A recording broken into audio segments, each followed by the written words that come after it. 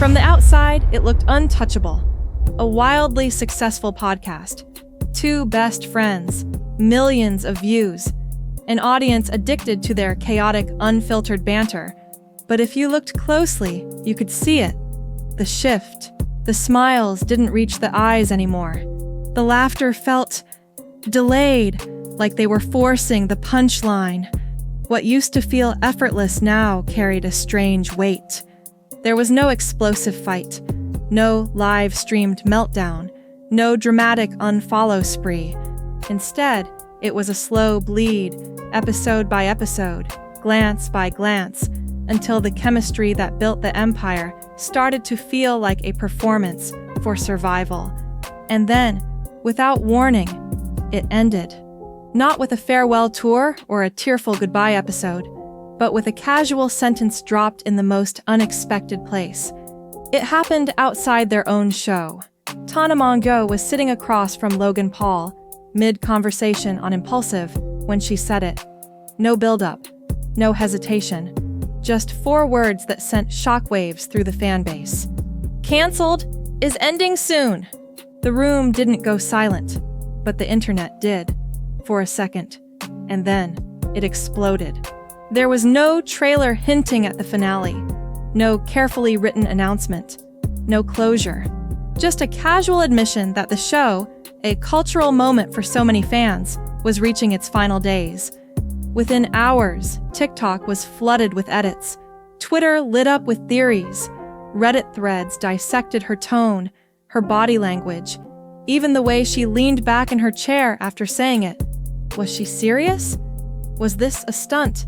Was it the start of some viral marketing campaign? Because people don't just end a show like canceled without a reason. And whatever the reason was, Tana wasn't saying it. At least not yet. A few days later, the silence broke, but not in the way fans expected. Tana and Brooke dropped an episode with a title that felt like the answer everyone was waiting for: Why the Canceled Podcast is Ending. The thumbnail showed them side by side, smiling just enough to keep it professional, but not enough to convince anyone that everything was fine. From the very first minutes, the tone was careful. They spoke about contracts, about new chapters, about how they had always planned to go their separate ways when the deal wrapped up at the end of the year. It was all very neat, very controlled, the kind of language you use when you want to close a door without making too much noise. But here's the thing. Their words didn't match their energy. The pauses were too long. The laughs were short and hollow. And every so often, there was that quick side glance, the kind of micro-expression that says more than the sentence before it. Fans could feel it. This wasn't just 2 hosts moving on. This was 2 friends standing in the ruins of something that used to be fun, trying to explain the fire without mentioning the match. And it didn't take long for the internet to start piecing it together. The internet doesn't just watch, it dissects. And once the official explanation was out, fans weren't buying it. Clips began resurfacing. Little moments from old episodes that suddenly felt like warnings no one had noticed. The forced laughs. The way Tana's eyes drifted while Brooke spoke. The split-second grimaces when a joke landed flat. On TikTok, creators zoomed in on every detail. A twitch of the lip, a heavy sigh, even the way they adjusted in their seats. On Reddit, entire threads mapped out timelines, comparing episodes like investigators building a case. Some were convinced it was jealousy. Others swore it was betrayal. Did Tana feel Brooke was holding her back? Was Brooke tired of being the punchline, the sidekick, the one carrying the straight man role in their chaos? Speculation turned into obsession. Fans who once loved them together were now treating them like puzzle pieces to be analyzed. And the more people searched, the more cracks they found. But all the theories had one thing in common. This wasn't just about content. This was about emotions, about exhaustion, about 2 people who weren't on the same page anymore. Then, the silence broke again, this time with no careful phrasing, no corporate polish. Tana spoke, And for once, she didn't hide behind irony or performance. On a later episode, she admitted what no fan thought she'd say out loud. She couldn't even finish the contract. Week after week, walking onto that set, sitting on that couch, smiling for the cameras. It wasn't just draining. She called it emotional self-harm. The show that had given her another wave of internet dominance had turned into a cage she was locking herself inside. She described it vividly. Being in Hawaii, far from LA, she finally felt peace.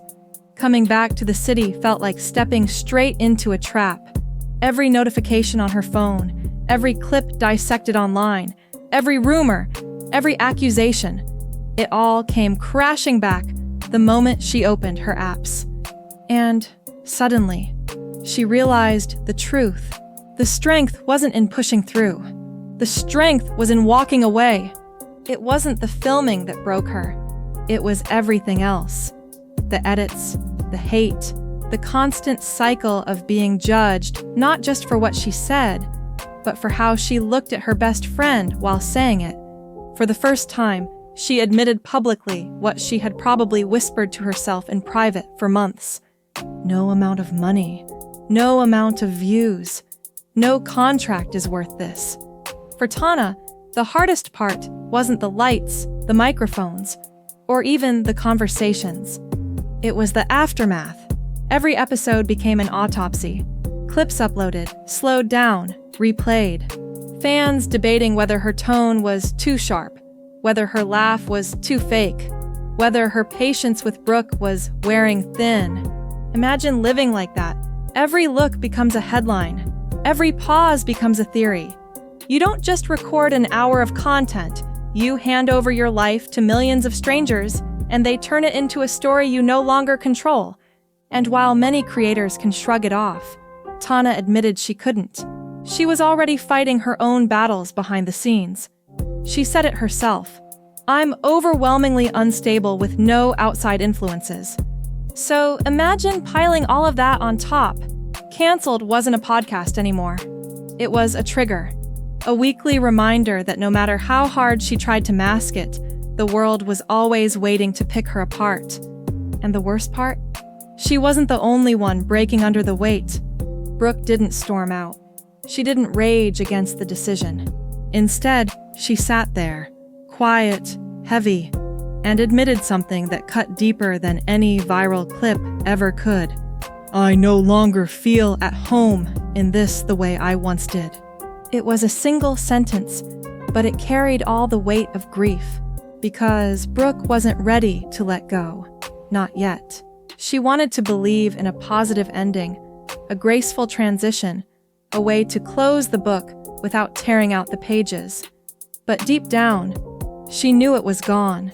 The magic, the spark, the version of their friendship that existed before the cameras turned it into currency. At times, she sounded hopeful, framing the end as an opportunity for something new, something better. But her voice cracked with denial, because what she was really doing wasn't defending the podcast. It was mourning it. She wasn't just losing a show, she was losing a home, a rhythm, a bond that had once felt unshakable. And that's the cruel irony. The thing that brought them closer, that gave them this massive audience and platform, was the very thing now pulling them apart. At the beginning, Canceled wasn't supposed to feel like work. It was two friends, one microphone, no script, no rules. The kind of energy that made you feel like you were sitting on the couch with them, laughing at inside jokes you weren't even supposed to understand. But success changes the rules. The episodes that once felt raw and fun started to feel like content designed to perform. The banter had to be sharper, the chaos bigger, the stories wilder. The algorithm was hungry, and it demanded drama. And the fans? They weren't satisfied with the surface anymore. They wanted more explosions, more meltdowns, more vulnerability wrapped in chaos. Suddenly, the podcast wasn't just about telling stories.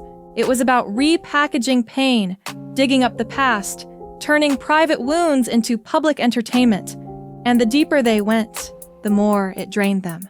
Brooke once compared the podcast to raising a child together, but it wasn't a cute, happy child. It was demanding, exhausting, and impossible to please. And instead of bringing them closer, it started to rot the foundation of their friendship. The inside jokes became empty callbacks. The laughter became forced. What used to flow naturally now felt like reading lines in a script neither of them wanted to perform anymore. There's something people don't talk about when it comes to fame. Being watched rewires you. At first, it feels exciting. The attention, the comments, the edits fans make because they love you. But over time, it becomes suffocating. Every smile is judged. Every silence is labeled. Every pause is proof of something darker.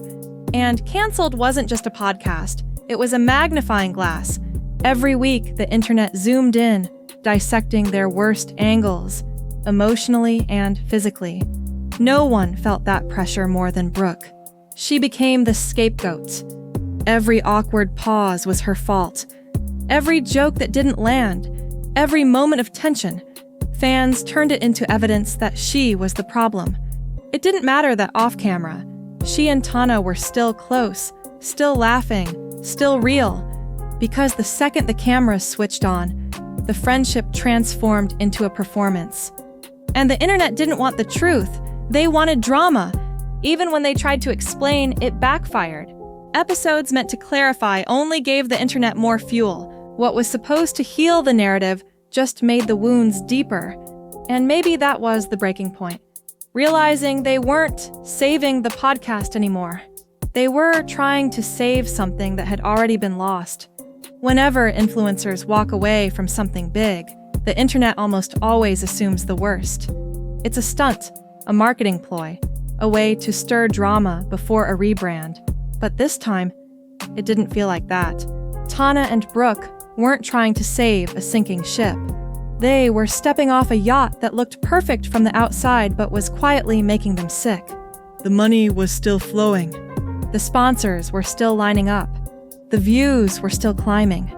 And yet, when Tana said, "No amount of money is worth what we've lost," it cut through all of it. For once, she wasn't talking about clout or contracts. She was talking about friendship, about mental health, about the part of yourself you can't buy back once it's gone. And Brooke echoed that in her own way. She wasn't bitter. She wasn't scheming. She just sounded tired, like someone trying to hold on to a version of her life that didn't fit anymore. This wasn't about views. It wasn't about followers. It wasn't even about fame. It was about survival. According to Spotify's episode description, only 6 episodes remain. 6 hours. 6 goodbyes. And then silence. But even that silence is polarizing. Fans are divided. Some beg them not to give in to the haters. Others say, just stop reading the comments. It's not that deep. But it was never just the comments. It was the constant hum of being perceived. The pressure of knowing that no matter what they said or did, the internet would twist it, replay it, dissect it until the truth was unrecognizable. Ending the show wasn't a defeat. It was an act of rebellion against the algorithm, against the expectations, against the endless cycle of performing pain for profit. And in the end, maybe that's what makes Canceled different. Most shows fade away because the audience stops caring. This one is ending because the hosts finally decided to care about themselves.